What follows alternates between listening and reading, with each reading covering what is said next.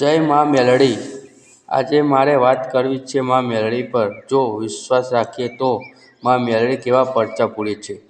ઉજ્જૈનના રાજા પ્રદ્યુમન વીર વિક્રમ રાજા, જે પોતે 18 ભાષાના જાણકાર અને બહુ સારા સ્વભાવના દુનિયાના બેલી હતા.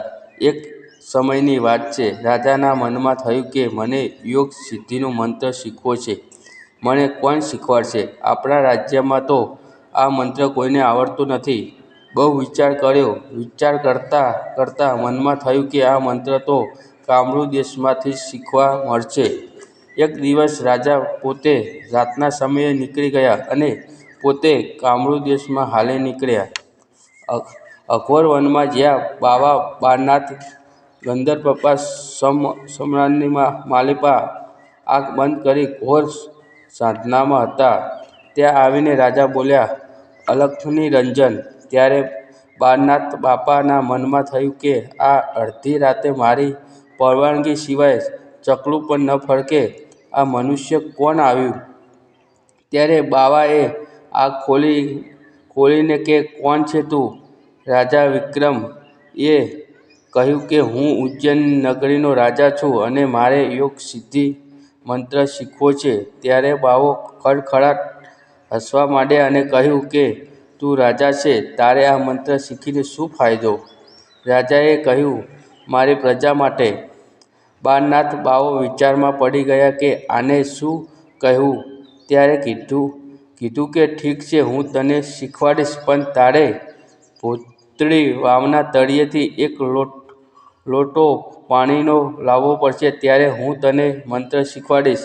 રાજાએ તરત જ હા પાડી દીધી. કાળી ચૌદસની રાતે 1 વાગે હટ્ટો ભૂતળી વાવ પાસે આવી કાળવી લોટો લઈને રાજા વિક્રમ વાવની નીચે ઉતરે છે. પાણી લેવા ઉપરથી પગથિયાં ગણે છે તો 154 પગથિયાં, પણ જ્યાં 50 પગથિયાં ઉતરે છે ત્યાં તો વાવની અંદર એવો અવાજ આવે છે કે રાજાના પગ પગથિયાંથી સીધો નીચે જાય છે અને રાજા વાવની અંદર છુપાઈ જાય છે.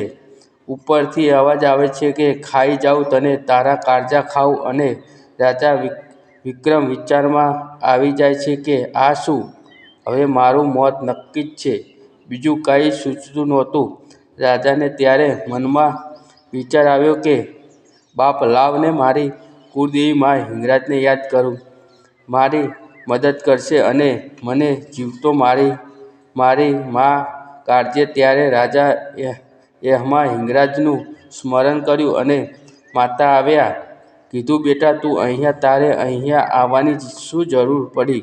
રાજાએ માતાને બધી વાત કરી. ત્યારે માતા બોલ્યા, બેટા તું એ મારી પાસે આ સિદ્ધિ માગી હોય તો હું તને આપત, પણ તું મને પૂછ્યા વગર આવ્યો એટલે હું તારી કંઈ મદદ નહીં કરી શકું.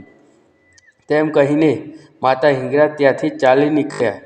રાજા વિક્રમનું મગજ કંઈ કામ નથી કરી રહ્યું. એમને વિચાર આવ્યો કે મારી પાસે 64 જોગણીઓનું મંત્ર છે. હું તેમને યાદ કરું ને તે મારી મદદ જરૂર કરશે. અને તેમણે 64 જોગણીઓને યાદ કરી. 64 જોગણીઓ આવી અને આવીને તેમ હિંગળાજ બોલ્યા એવું જ બોલીને ચાલી નીકળ્યા. વીર વિક્રમ રાજાની આંખમાં આહુડાની ધાર કે હવે તો મારું મોત નક્કી જ છે. પણ રાજાએ હાર ન માની અને ઊભા થઈને બેઠા થયા અને જોરથી અવાજ કર્યો કે આ કામરૂ દેશમાં જો કોઈ દેવી, કોઈ ભગવાન, કોઈ પીર, કોઈ પૈગંબર હોય જે મને અહીંયાથી જીવતો કાઢીને મારા રાજ્ય સુધી પહોંચાડે, એટલે તમે જેમ કહેશો એમ હું રાજા વીર વિક્રમ કરી દઉં એવું વચન આપું છું. અને બાપ, કોઈ આવ્યું નહીં, પણ મખણિયા ડુંગર પર બેઠી મા મેલડીએ વિક્રમ રાજાનો અવાજ સાંભળ્યો અને આવીને ઊભી રહી ગયા. બાપ ખાડિયા ત્રિશૂલ હાથમાં છે અને બુટિયા બોકડા ઉપર મા મેલડી બેઠા છે. અને રાજા બોલ્યા, મા તમે કહો કેમ કરી દઈશ, પણ મને અહીંયાથી જીવતો કાઢો. મા મેલડી બોલ્યા, દીકરા જોજે, વચન આપે છે ને હું તારો વાર વાંકો ન થવા દઉં. બાપ, હું માખણિયા ડુંગરની મેલડી કહું છું. રાજા વચને બંધાના.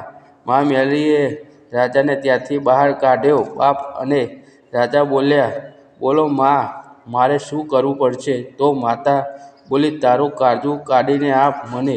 તરત જ રાજાએ કટાર કાઢી. ત્યારે માતા બોલ્યા, દીકરા, આજે નહીં, 12 મહિના પછી આ જ દિવસે, કાળી ચૌદસના દિવસે રાતે 12 વાગે આવજે. પછી હું જે માગીશ તે આપજે. રાજાએ કીધું કે જેવો હુકમ માડી તમારો. 12 મહિના નીકળી ગયા. પાછો કાળી ચૌદસનો દિવસ આવ્યો અને રાજા વિક્રમને સમય યાદ આવ્યો કે હું એ માતાને વચન આપ્યું છે કે મારે જાવું પડશે. અને રાત પડી અને રાજા હાલે નીકળ્યા અને માતા પાસે આવ્યા. ત્યારે માતા બોલ્યા કે તારું કાળજું ફાડીને મારા હાથમાં રાખી દે. તરત જ સમય ના બગાડતા રાજા વીર વિક્રમે માતાજીની આજ્ઞા માની અને કટાર કાઢીને પોતાનું કાળજું ફાડીને મા મેલડીના હાથમાં રાખી દીધું. બાપ, પણ આ તો મા મેલડી કહેવાય.